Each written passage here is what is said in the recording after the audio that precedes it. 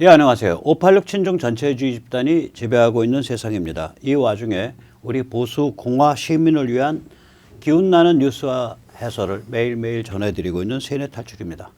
오늘은 윤석열의 말, 내 사전에 정치 보복은 없습니다 라는 말을 화두 삼아서 그거보다 훨씬 더 무시무시한 게 그 안에 들어갈 수밖에 없다. 그 같은 사정을 경기대학교 조성환 교수님 모시고 나눠보도록 하겠습니다. 안녕하세요. 네, 안녕하세요.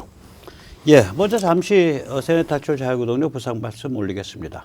아시다시피 세뇌탈출 기본이 광고가 안 붙습니다. 그래서 출발을 했다가 재수가 좋으면 하루 만에 광고가 붙기도 하고 재수가 좀 없으면 한 일주일쯤, 열흘쯤 지나서 광고가 붙기도 합니다.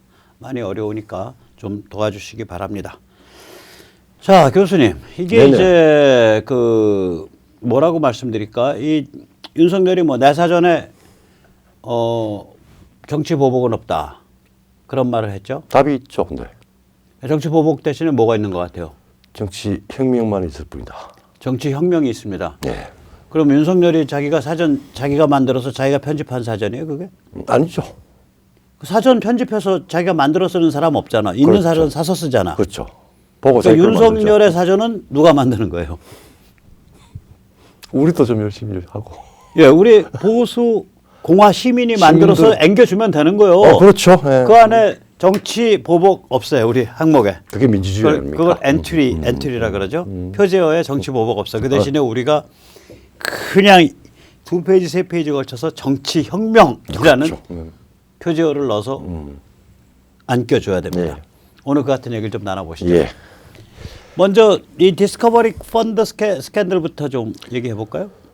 지금 이제 뭐가 뜨니까 뭐가 뜬다가 아니라 아주 이제 치열하게 한 달도 안 남은 상황이 오니까 굉장히 중요한 일들이 푹푹 튀어나옵니다. 네. 그 중에서 지금 또 뜨겁게 튀어나온 게 디스커버리 펀드 스캔들입니다. 네네. 이게 시중에서 이제 2016년에 이 정권의 실세죠. 제도권에 있었던 장하성 동생이 이제 만든 디스커버리 펀드인데 2017년에 와장창 그냥 이 말하자면 몸집을 불립니다. 예, 그러니까 이 펀드가 만들어진 건 2016년이고 2016년은 아직 문재인이 집권하기 전이고 아직 장하성이가 청와대에 들어가기 전이죠. 예예. 그래서 그때는 소규모였어요. 그렇죠. 예. 그러다가 장하성이가 정책실장으로 들어갑니다. 정책실장으로 들어간 다음에 시중에 이게 장하성 동생 펀드다 이래가지고 몸집이 확 부풀어요. 디스커버리 펀드가 2017년에 문재인 집권 후에. 예예. 그런데 실제로 일어난 일은 뭡니까? 실제로 이런 단어는 2,562억이 이 판매 중지가 됐습니다. 19년에 딱 2년 만에. 그러니까 펀드는 물고 돌아가줘야 되는데 예. 얘가 이제 투자 실패를 거듭하다 보니까 예예. 기존 투자자에게 신규 투자자로부터 거둔 돈을 원리금으로 내준 거라. 그렇죠. 그러면 이게 뭐가 돼요? 펀지 펀드라고. 이게 하죠. 펀지죠, 펀지. 예, 영어로 PON 그 G니까 JR 그 펀지. 예. PONJI일 텐데 이게 뭐냐면은 그러니까 투자 다단계.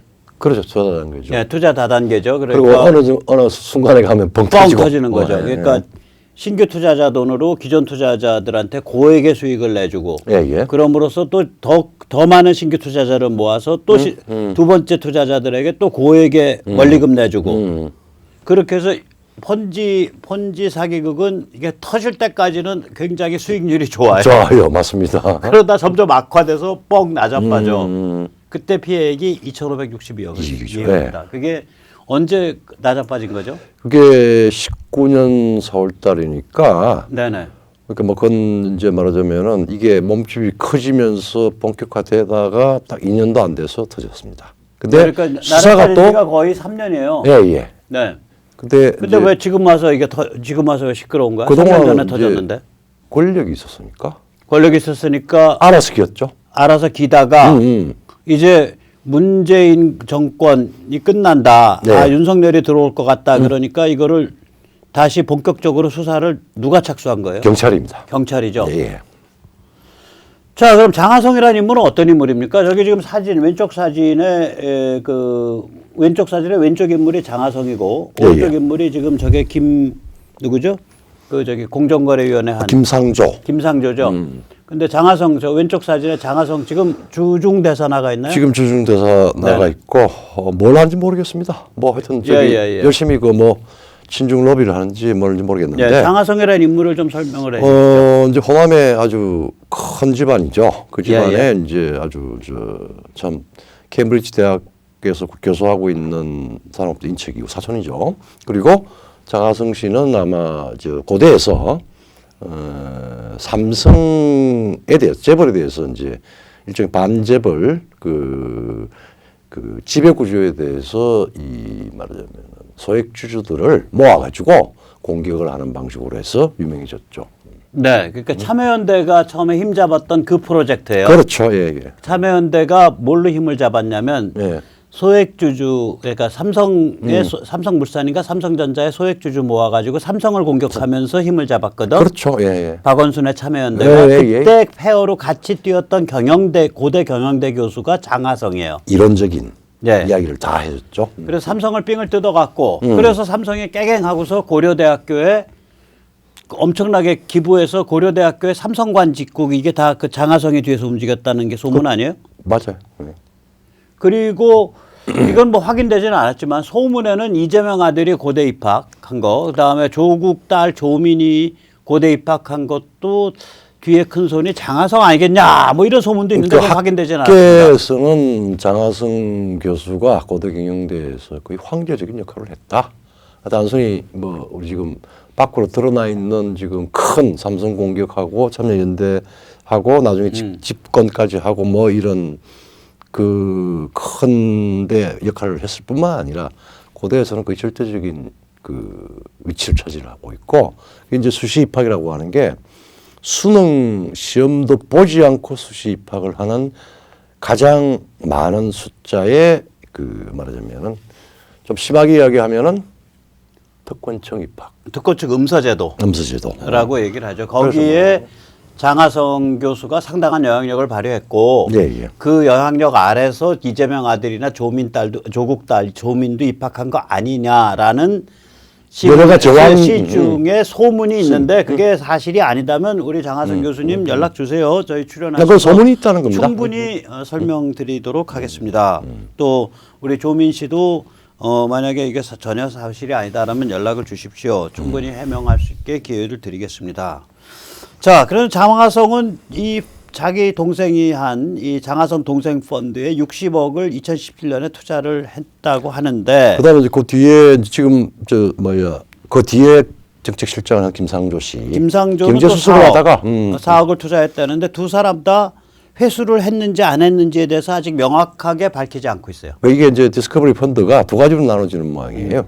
그러니까 좋은 거는 저기 투입을 했다가 회수도 개방이 돼 있는 패턴 네. 하나하고 그다음에 넣고 나면 못 빼는 거하고 네. 다수는 말하자면 넣고 나고 못 빼고 사고에 당했고 그다음에 일부의 초기에 이 큰 손들은 저기 회수 그 펀드에 넣었다가 개방형. 자기가 이제 소위 말하면은 뺀 사람들이 많은데 예. 그럼 장하성과 김상조는 뺐냐 안 뺐냐 아직 이거가 확실하지 않고 예. 또 뺐을 경우에 내부 정보를 알고 뺐냐 이게 만약에 뺐는데 내부 정보 알았다 그러면 이게 이제 그 범죄적 혐의가 있는 거죠. 그게 이제 예. 경찰 수사로서는 조금 역부족일 거고 검찰 수사로 가야 되는데 저게 아마 검찰 수사로 아직까지 본격적으로 다음번 정부에 기대를 해봐야겠죠. 그렇죠. 예. 그런데 이제 문재인 정부가 이제 끝나는 것 같다. 이재명이 안 될 것 같다. 이게 이제 분위기가 돌면서 거의 전방위적인 반란이 여기저기서 일어나고 있거든요. 그렇죠. 우리 지금 대선 국면이 이제 들어오면서 지금부터 한 6개월 사이에 네네.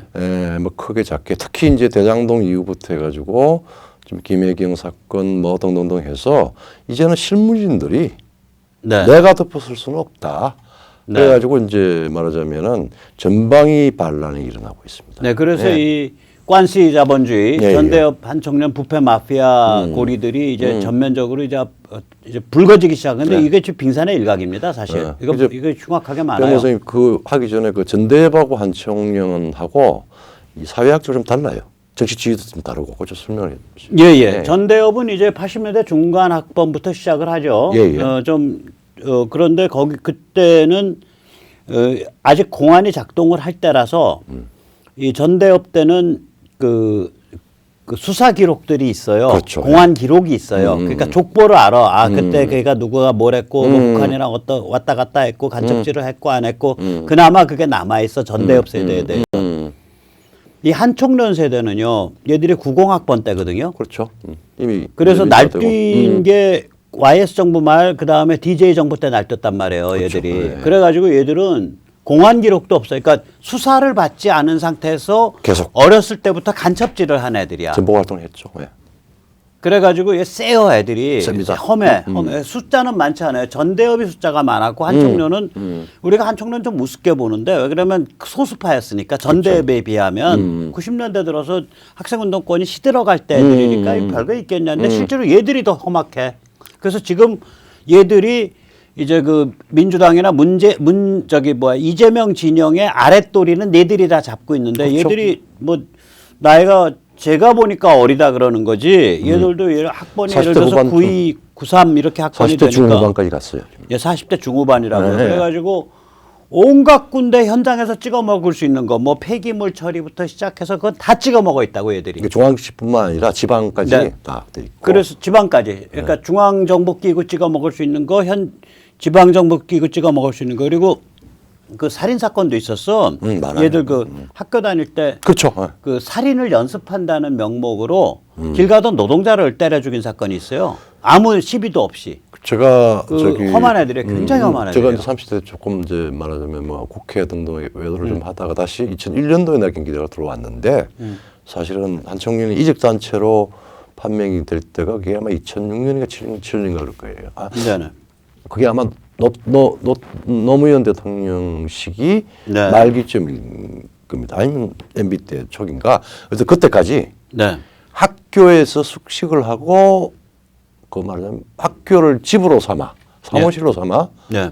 점거를 하고 있고 이직 단체가 되고 난 뒤에 학교에서는 이제 밖으로 나갔지만 네. 그 뒤에 지금 저기 경기동부 이저 소위 말하자면 그 우리 이석기 동지가 그걸 하는 그 팀들하고 교대를 하면서 계속 지속이 되고 코로나 사태가 되기 3년 전까지 말하자면 한총련과 한총련의 유사 한총련들이 대학에 있었습니다. 네, 네. 그리고 그러니까 이게 아주 그 위험한 집단인데 얘들은 예. 이제 이 DJ 때부터 이제 공안이 마비돼 버리니까 그렇죠. 공안에 기록도 없는 거야. 그 굉장히 자유롭죠. 자유롭게 분탕질할 수 자유롭게 분탕질하고 자유롭게 살인하고 자유롭게 간첩 면허 흔들고 다니고 자유롭게 이권 따먹고. 자유롭게 이권 따먹고 그거 제일 쉽죠? 아주 그 정제협하고 또 달라요. 굉장히 위험한 집단인데 현대본은 이제 뭐 요것에 대해서 이거 주목해야 된다라고 계속 강조하고 있는 사람이 유재일 대표예요. 그렇죠. 예. 유재일 대표가 그게 무슨 신변의 위협 안 느끼기 바랍니다. 예. 자, 그래서 이제 이 전대협 한총련 마피아가 이게 어마무시한데 이게 이제 앞으로 많이 드러나게 될 거예요. 왜 그러냐면 현장 공무원이 들고 일어나지, 경찰 들고 일어나지, 법원 들고 일어나지, 전문가들 들고 일어나지, 이제 선관위까지 들고 일어났단 말이에요. 네. 한번 쭉 말씀해 주시죠. 지금 이제 현장 공무원 중에서 7급 공무원의 그 공익제보 김혜경 그 소위 법인카드 이 스캔들 폭로 이게 이제 현장 공무원이잖아요. 네네. 이 사람은 이제 뭐 늘공은 아닙니다만 어떤 특채로 돼서 들어가서 네. 도저히 참을 수 없는 그 역할 네. 그걸 이제 다 했다가 지금 하나하나 그렇죠?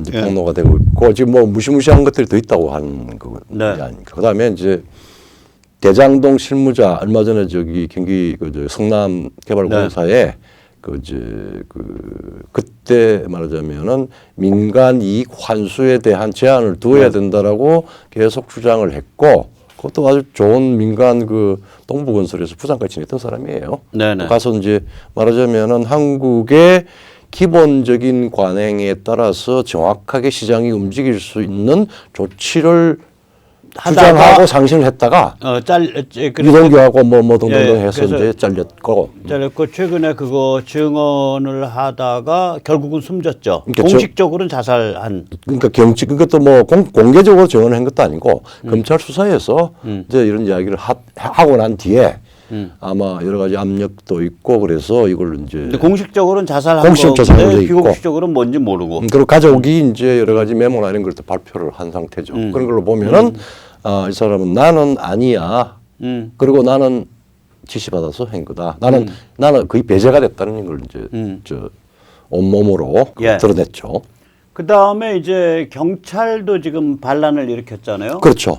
조금 전에 살펴본 그 디스커버리 펀드 2년 10개월 만에 경찰이 다시 그렇죠. 끄집어내 갖고 지금 수사를 들어간 거란 말이에요. 그게 아마 며칠 전에 그 장하성 동생 펀드 2년 10개월 만에 이제 다시 말하자면 터졌습니다. 네, 그런 거죠. 네, 예, 예. 터졌고. 그리고 그다음에 아마 저기 문재인 대통령하고 직접 연관이 된 울산 말하자면은 그 선거 공작을 실무적으로 담당을 했던 경찰이 청와대에서 위에서 직접 정보를 줘서 지시를 받아서 움직였다라고 하는 그 법정 증언을 했습니다. 네, 그게 7일 날 한 거예요. 7일 날. 3일 전에. 3일 전에. 그러면 이거 뭐냐면 경찰이 정권이 바뀐다고 생각하니까 법정 증언을 한 거고 그렇죠. 예. 정권이 바뀐다고 생각하니까 그러한 치명적 증언을 하는 사람을 검찰이 증인으로 법정에 부른 거예요. 불렀어요. 예. 그러니까 저거는 이 법정 증언은 저거 무시무시한 법률적 효과가 있단 말이에요. 그렇죠. 예. 저거는 그러니까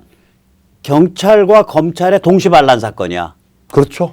저 법정 증언 사건은. 실무 검찰 수사관과 검사가 직접 불러서 예, 증언을 그걸 받아냈죠. 예. 증언대에 세운 건 검찰이고 네. 증언대에 서서 발언한 건 경찰이에요. 그렇죠. 예. 그러니까 저는 센 거라고요, 저게. 세죠. 예. 그 다음에 이제 법원에서 엊그저께 이 김정숙 옷값 등을 공개하라라고 예, 예. 판결을 했단 말이에요. 예, 예. 그러니까 판사들이 말 안 듣는다는 소리지. 그렇죠. 그 다음에 이제 이 사람들은 주목을 안 하는데 예. 이 그 하나금융투자가 저기 하나은행 그룹의 최고 지주회사입니다. 그렇죠. 저기 거기가 이제 사령탑인데 저 사령탑의 사령관이 지난 10년간 누구냐면 김정태 회장이에요. 회장이죠. 예. 수완가죠. 뭐 유명해요. 이 금융가에서는 김정태 회장이 그러니까 사의를 표명을 한 게 한 달쯤 되는 것 같고. 예, 예. 그 다음에 함영주 부회장이 회장으로 올라섰어요. 그렇죠. 그저께. 예, 예. 저 그거 보면서 야, 저 하나금융이 이제 이 정권 바뀌는 것 대비해서 체제 바꾸는 거 아니냐 이 생각이 퍽 들더라고. 이게 그래 김정태 회장님이 굉장히 정치적인 커넥션이 무지하게 센 무지하게 분이죠. 세죠. 저 사람 저 굉장히 센 사람이에요. 이 금융계에서 그렇죠. 예. 황제인데. 그런데 하나금융투자가 디스커버리 펀드를 하고 제일 많이 또 인발부된 인발부됐다고 이야기. 거기에 개입된 회사야. 그렇죠. 예. 그래가지고 저기가 당했어요. 압수수색도 당했어요. 디스커버리 펀드 때문에. 그 이제 저런 것들이 이게 그 저런 일 발생하면요 돈 다루는 사람들은 딱 바람 어디로 부는지 바로 해석합니다. 그렇죠. 야 김황제가 그만뒀단 말이야. 김황제네 사무실이 압수수색 당했단 말이야. 압색을 당해. 대한민국이 예, 그 굉장히 사실은 그 돈 다루는 사람들 저거 바로 시그널 알아요. 가장 명백한 범죄냐 아니냐의 문제가 이재명도 맨날 내 통장에 한 푼도 받은 거 없다. 일조가 날라갔던 말든 그건 내가 관리한 바 아니다. 나는 이런 부분도 없다. 찾아봐. 그러면서 이제 특검도 안 하는데 어쨌든 이 금융과 관련해서는 그런 문제가 있기 때문에 굉장히 민감한 부분입니다. 그리고 이제 선관위 2,900명이 사실상 이제 항명 반란을 일으켰는데 예, 예. 그렇다 해서 이번에 뭐 공명선거가 되는지 안 되는지 그건 잘 모르겠어요. 모르죠. 공명선거 문제는 우리가 여전히 지켜야 됩니다. 문제죠. 예. 그게 워낙에 마피아 그 어두컴컴한 데라 예. 저희 입장에선 뭐가 진행되는 동네인지를 몰라요. 그러나 일단 내부에서 반란이 있었단 말이죠. 사실 어저께도 사유로 국토본 예. 그리고 이 보수 공화 시민단체들이 가서 어저께도 시위했어요. 예. 과천 선관위 앞에 선관위 가서 여러 명 가서 시위했어요. 그래 아무튼 근데 기본적으로 반란이 있었다는 사건 자체가 예. 저게 의미하는 바가 그저 조회주를 그래서 날려버린 거니까. 예. 예. 자 이런 사건들이 앞으로 계속 이어집니다. 그러면 결국 뭐냐면 공안 기록이 없는 한 총련 범털들이 당할 차례다. 이 자들이 각종 이권, 각종 인허가에 다 관계돼 있다고 보시면 돼요. 전국적으로 다 전국적으로. 망을 만들고 있습니다. 예, 그래 왔거든요. 그래서 이거 건드리면 다 나옵니다, 이거. 옛날에 우리 토착 비리라고 그러는데 그게 아니고 한총련 비리. 비리. 네, 한총련 커넥션 비리고요. 오히려 전대협은 여기에 비하면 순진해요. 전대협 세대는. 이제 아주 대놓고 이제 예. 전국적인 인물이 된 친구들은 다 벼락 출세했잖아요. 예. 연들어가고 그리고 이제 뭐 나머지는 인생 조졌고. 써졌고. 그래서 전대협은 그 해먹는 구조가 대충 다 정해졌는데 그리고 전대협이 해먹을 때만 해도 사회가 이렇게까지 망가지지 않아서 그렇죠. 예. 해먹는 방식이 좀 정해져 있었는데 이 한총련은 다릅니다. 이건 성격이 다르고 자랄 때부터 워낙에 험하게 자란 애들이야. 자, 이렇게 되면 이제 전대협 한총련 그 독재 집단의 바탕을 한 이 문재인, 이재명 뭐 이런 세력들이 이제 이 독재 체제가 무너져 간다는 거거든요. 예, 예. 이 무너져 갈 때 이제 체제가 무너지면 쥐가 튀어서 도망가죠. 배가 침몰하면. 그렇죠. 제일 먼저 도망가는 쥐는 이름이 뭐래요? 성이 문씨래요. 문주인. 문주인. 문주인. 전대협 한총련 독재호가 깔아앉으면 그냥 저기 도망을 갑니다. 저거. 그게 이제 어제 그저께 뭐 저기 이제 그 뭐야 윤석열 후보의 발언 적폐 수사할 거냐, 적폐 청산할 거냐라고 하는 기자의 질문에 대해서 그건 해야죠. 뭐 이러면서 이제 이야기를 하면서 그거는 대통령이 관여하는 게 아니라 정상적인 정상적으로. 사법 시스템에 의해서 문제가 되는 거는 다 정리가 돼야 되지 않겠냐 이 이야기를 했는데 이재명 그 더불어민주당이 프레임을 정치 보복할 건가라고 해서 정치 보복 프레임으로 들고 나왔어요. 예, 그리고 문재인이 발끈했다라고 보도가 됐죠. 네. 근거 없이 적폐로 몰아 강력한 분노 사과 요구한다. 그런데 이제 문바들은 현장의 문바들 지금 얘기를 들어보면 그거 문재인 대통령 발표라고 보도된 거 그거 문재인 발언 아니야. 그거 문재인과 저 윤석열 사이에 싸움 붙이려는 이재명 사람들이 지어낸 말이야. 그 청와대에 있는 이재명 사람들이 그거 그렇죠. 그렇게 얘기를 돌리고 지금 있어요. 뭐 현장 문바들은 우리 사실이든 아니든. 뭐 사실이든 아니든 간에 추정적으로 보면은 청와대 등 국회는 국회는 거의 다 장악이 됐다고 보는데 이재명을 정권 교체기에는 그게 다 있습니다. 그래서 네. 이제 그 사람들이 지어냈다라고 하는 그래서 다시 문재명 이야기가 또 나왔습니다. 예. 네, 그래서 이게 문재인과 이재명, 문재명 이 시스템이 이게 2인 삼각이냐, 동상이몽이냐, 각자도생이냐, 뭐 이렇게 이제 우리가 볼 수 있는 거 아니겠어요? 그렇죠. 지금 뭐 이인삼각이라고 하는 건 윤과 이인의 그러니까 윤석열과 이재명의 경쟁에 옆에 문이 들어갈 수도 있고 그다음에 뭐 어제 우리 백모 선생님께서 그 안이 들어갈 수도 있고 이렇게 해서 지금 이인삼각 게임이 그러니까 이재명이 예. 누군가를 옆에서 끼고서 이제 같이 가는 건데 그렇죠. 예. 이게 손발이 안 맞아요. 예. 그 이재명과 문재인의 2인 삼각이 예. 손발이 안 맞는데 이게 왜 동상이몽 각자 도생이 되는데 이게 왜 그러냐면 이게 이제 시스템이 깨지고 이제 패배가 눈앞에 닥쳐왔기 때문에 각자 계산이 내가 어떻게 하면은 덜 다치지, 내가 어떻게 하면 안 다치지 이걸로 계산이 바뀐 거라. 그렇죠. 예. 바뀌어가고 있는 거예요 이게. 그러니까 지금 이제 가라앉는다라고 가장 민감하게 느끼고 그다음에 지금 현재 형식 지위를 가지고 있는 쪽이 제일 먼저 그걸 찾아가요. 그다음에 아까 한총리다 뭐다 해가지고 이제 익명으로 돼 있는 사람들은 슬슬 이제 도피를 하고 숨을 끄고 중간에 이제 이재명 캠프에 들어와서 열심히 선거를 하는 사람들은 이러지도 저러지도 못하고 지금 막 무항장하고 있는 그런 구도죠. 그걸 이제 뭐 이게 유명한 뭐 정치학적 용어가 아니라 사회학적 용어까지도 포함이 되는데 레밍이라고 하는 말하면 권력관계의 변동에 따라서 이게 몰려서 깔아앉는 배에서 제일 먼저 냄새를 맡고 달아나는 게 선원이 아니라 쥐다 하는 얘기죠. 예.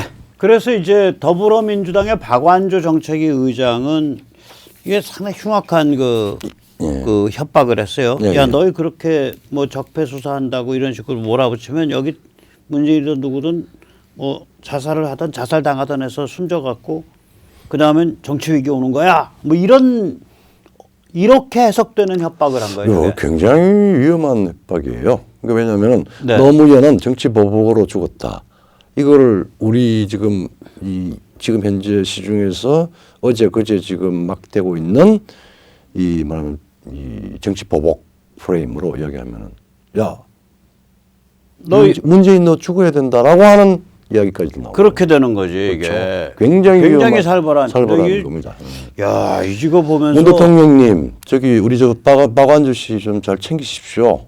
야, 이거 이런 얘기가 어떻게 나오나? 문 대통령 각하 이런 발칙한 소리를 하고 있습니다. 문재인 대통령 정신 차리십시오. 저기 자살당하 주셔야겠는데요. 뭐 이 소리야. 그 소리도 내 있죠. 귀에는 그렇게 들리는 게 이게. 그러니까 지금 우리가 저희들이 저 정도로 지금 막갑한 거예요. 이게 뭐 시정 잡배가 한 소리도 아니고 예. 정책위 의장이야. 우리가 뭐 하여튼 문재인 정부 이전에는 한 번도 경험하지 못한 예컨대 박원순 씨 뭐다 뭐 여러 가지가 많은데 아주 유명한 사람부터 뭐 실무진들까지 정말 그걸 죽음의 정치 혹은 아주 극단적인 복수의 정치가 지금 되고 있거든요. 여기서 좀 너무 심한 심한 얘기를 이야기예요. 이건.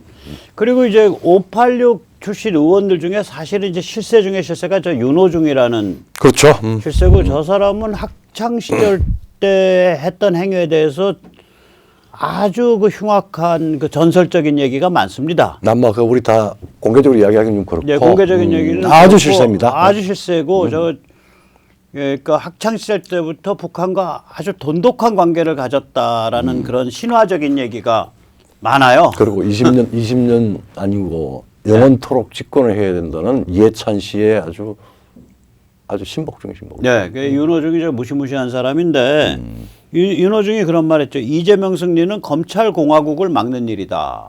이제 자기들이 쫄리는 게 많다는 소리인데 문제는 저는 윤호중이한테 가서 우리가 돈을 좀 받아와야겠어. 저 검찰 공화국이라는 말을 저희가 먼저 썼거든. 그렇죠. 그 공수처 할 때 게슈타포 공수처 할 때, 예. 검찰 공화국. 네, 맞아요. 그러니까 사실은 저걸 제가 제일 먼저 만들었어요. 저거 최동욱이 칠 때 만들었어요.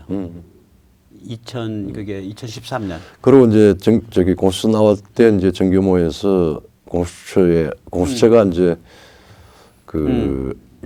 말하자면 헌법 마비를 시킨 이유고 대한민국 헌정 체제를 무너뜨리는 거다라는 10가지 이유를 가지고 이제 정리를 하고 같이 또 이제 우리 그때 말하자면은 우리 국자연하고 이렇게 같이 국민주권 자유시민연대하고 만들어 가지고 이제 같이 해서 그때 나왔던 구호가 공수처는 게시타포, 공수처 너희가 공산당이냐, 너희가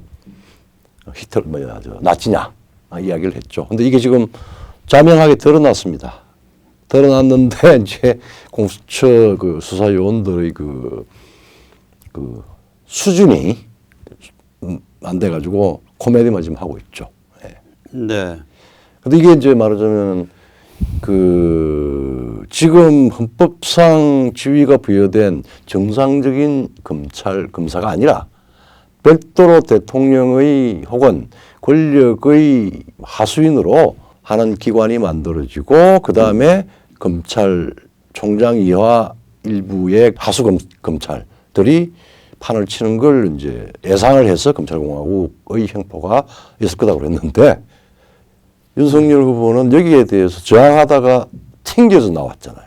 밀려서 나왔잖아. 그래서 그 뒤에 뭐 하는 말이 사실 뭐 문재인 대통령 하는데 보니까 주위에 있는 사람들이 그전하고는 완전히 다른 방식으로 움직이더라. 그래서 나는 있을 수가 없다. 그는 이런 상황으로서는 자유민주주의가 유지될 수가 없다. 이렇게 해서 대한민국 자유민주주의 수호를 위해서 뭔가 역할을 하려고 발언을 했는데 그걸 정치적으로 해석을 하고 결국은 심하게 투정을 하는 과정에서 내가 정치를 결심하게 됐다. 뭐 이런 이야기가 다 하죠. 어쨌거나 이 검찰공화국 뭐 이런 얘기를 이제 막 자기들 입에서 하는 거예요. 예. 쫄리는 게 많은 거죠. 그렇죠. 그런데 저희가 이제 단적으로 말씀을 드리면 윤석열의 이야기처럼 윤석열 후보의 말처럼 정치 보복이 아니에요. 이거는 그 정도가 아니라 정치 혁명으로 갑니다. 단순한 정치 교체를 넘어서는 부분입니다. 정권 교체를. 예, 우리가 이제 그 백모 세뇌 탈출에서는 이거 정치 혁명이 오고 있다라고 지금 자꾸 예. 얘기를 드리고 있는 거죠. 예, 예. 일정한 그 이론적 근거가 있습니다. 이게 예. 이게 정치 혁명이다. 예, 예. 먼저 지난 30년 동안 한국인을 지배한 프레임은 뭐라고 우리가 정의할 수 한국의 이제 있어요? 정치 제도권 혹은 뭐 지식계까지 제도권 엘리트를 지배한 프레임이 글로벌리즘이고 그 중에서 상당한 힘을 쓰는 실질적인 권력이나 힘을 가지고 있는 제도권 여야를 불문한 정치 그 다음에 언론이 이게 친중 글로벌리즘이에요. 그러면 이제 30년 전이면 YS 때인데, 예, 예. 야 YS 때 벌써 친중했단 말이야? 친중했습니다. 했습니다. 우리가 YS 때 친중을 한 건데 한번 YS 때 일단 세계화 글로벌리즘을 국시로 삼았잖아요. 두 가지입니다. 국내적으로는 이제 냉전 종식이 되니까 국가와 국가 대 주권국가와 주권국가의 어떤 충돌은 좀 약화될 거고 세계는 전부 우루과이 라운드를 거쳐서 이제 WTO로 가면서 글로벌 시대가 온다. 거기에 대한민국의 모든 정책과 방향과 관심을 세계화에 쏟아야 된다. 예, 글로벌리즘으로 네. 가야 된다. 이게 이제 YS가 표방한 거예요. 그래가지고 신한국당 때 했는데 네. 그러면 정당도 세계화? 대한민국 정부도 세계화? 그건 아니야. 라고 하는 이제 우스갯소리들이 있었습니다. 그래서 제가 말씀드리잖아요. 그 YS 때 정말 웃기는 건 뭐냐면 세계화라는 건 민간이 해야 되는 건데 그렇죠. 한다면 예. 그것도 좀 반대하지만 네. 그러니까 주권국가 약화는 네. 좀 반대하지만 근데 정부가 이걸 국시로 거니까 국가를 세계화한다는 게 말이 안 되잖아. 국가를 해체한다는 건데. 그러니까 이거를 세계화위원회라고 그때 굉장히 실세위원회를 만들었잖아요. 만들었죠. YS 때. 예. 세계화위원회 간판을 보면 Committee of Globalization이 아니고 Committee of 세계화. 세계화. SEGYEWHA. 예. 세계화라 그랬어요. 그러면 Committee of Globalization을 정부기관으로 둘 수가 없으니까. 예. 저기 그런 웃지 못할 일이 있었습니다. 그런데 뭐 여러 가지가 있었습니다. 그러니까 친한국당을 시켜가지고 중국 공산당과 교류 협력을 시켰죠. 그러니까 우리가 왜 그 민주당이 최근에 양정철이가 민주당의 민주연구소 소장으로 그 중국 공산당의 당교랑 교류 협력한다 그래서 욕했잖아. 그렇죠. YS 때 신한국당이 중국 공산당과 교류 협력을 추진했다니까요. 그래서 그걸 아주 열심히 추진했던 유명한 국회의원도 있었고 또 거기 보좌관을 했던 사람도 박근혜 대통령 때 상해 총영사도 하고 그랬습니다. 글쎄, 그러니까 이게 참 그런 거예요. 참 웃지 못할 사정인데. 그리고 햇볕 정책이라는 용어가 우리는 흔히 DJ가 만들었다고 생각하잖아. YS 때 만들어졌습니다. YS 때 만들어졌습니다. 저게. 그게 이제